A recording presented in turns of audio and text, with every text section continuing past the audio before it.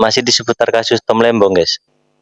Tom Lembong bilang saya hanya menjalankan perintah jabatan. Kau memang diperintah oleh Presiden Indonesia lewat kebijakan pemerintah untuk kau impor gula. Tapi kebijakan pemerintah Indonesia itu suruh kau impor gula lewat perusahaan BUMN, perusahaan yang sesuai dengan kebijakan pemerintah Indonesia, sesuai dengan kebijakan hukum juga. Tapi kau malah sengaja impor gula lewat perusahaan swasta yang jelas-jelas itu sudah melanggar kebijakan pemerintah, melanggar kebijakan hukum. Itu kau sudah lawan hukum dan melawan kebijakan pemerintah yang benar, yang sesuai dengan prosedur. Lapet. Akibat dari Tom Lembong menyalahgunakan jabatannya, menyalahgunakan kekuasaannya ini, akhirnya negara mengalami kerugian 194 miliar. Bahkan Tom Lembong pun membayar secara berlebihan, mengeluarkan anggaran secara berlebihan. Akibat dari Tom membayar lebih di perusahaan swasta, akhirnya Tom memperkaya orang-orang ini. Ini loh nama-nama orang yang sudah jelas, nama-nama orang dan perusahaannya yang mendapatkan bagian sudah jelas loh. Dan kalian masih anggap Tom tidak salah hanya karena Tom tidak mendapatkan aliran dana secara langsung. Di sini ini Tom Lembong mainnya cantik, Cok. Kalau istilah umumnya ini Tom Lembong menggunakan teknik pencucian uang. Kemarin dan hari ini memang Tom Lembong belum mendapatkan bagian. Cerdas sekali ya Bang ini, guys. Mungkin 4 atau 5 tahun lagi Tom Lembong tidak mendapatkan bagian, Peko. Tidak mungkin orang sepintar Tom Lembong itu mau melakukan tindakan yang melanggar hukum, mau melakukan tindakan yang jelas-jelas bisa membuat dia masuk penjara, tindakan yang jelas-jelas bisa membahayakan reputasinya sebagai orang politik. Kalau tidak ada keuntungan di masa mendatang, Tom Lembong tidak akan melakukan itu. Jangan terlalu polos amat pemikirannya, woi. Ini politik, Cok. Ini politik, bukan agama, supaya bisa berpikiran baik terus.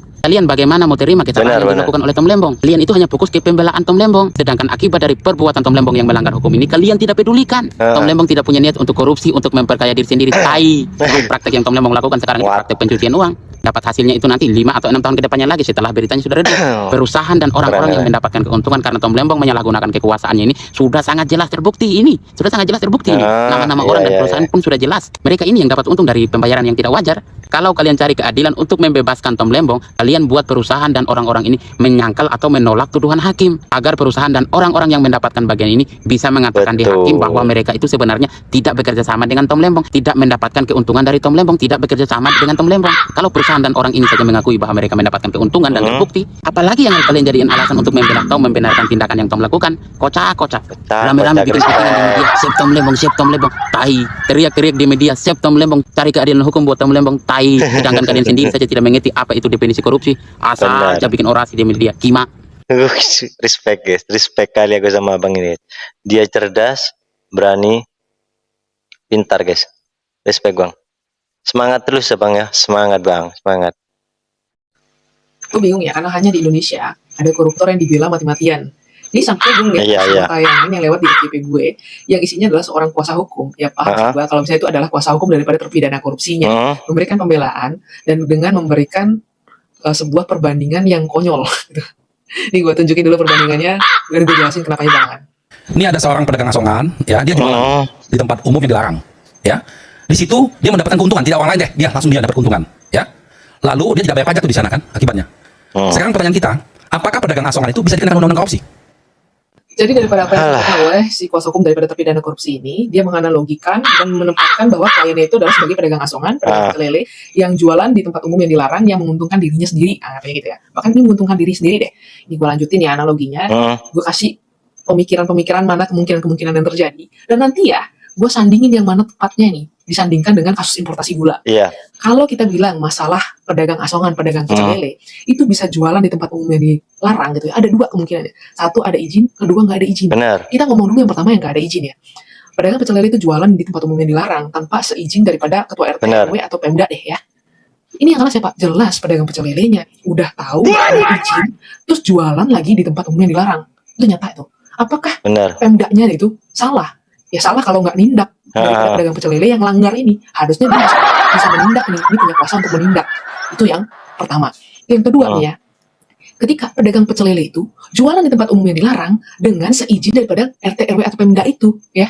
Dan ini kalau mau disandingkan sama kasus importasi gula ya, Menteri Perdagangan memberikan izin kepada importir-importir swasta untuk mengimpor gula, padahal aturannya impor itu diberikan kepada perusahaan BUMN.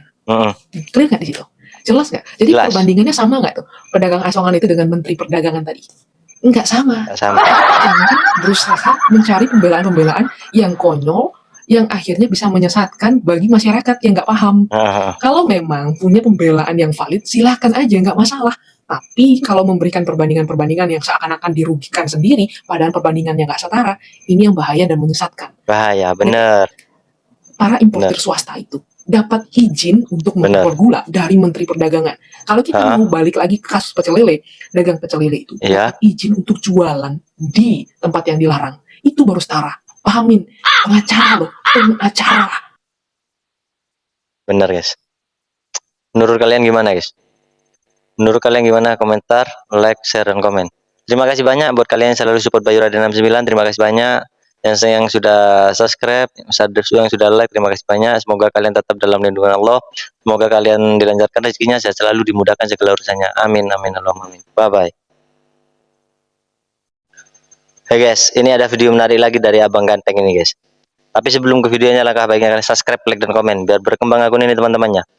Gimana bang videonya? Habis ini kita simak bareng-bareng yuk. Let's go, check it out. Tom Lembong tidak terbukti memperkaya diri sendiri. Harusnya Tom Lembong bisa bebas.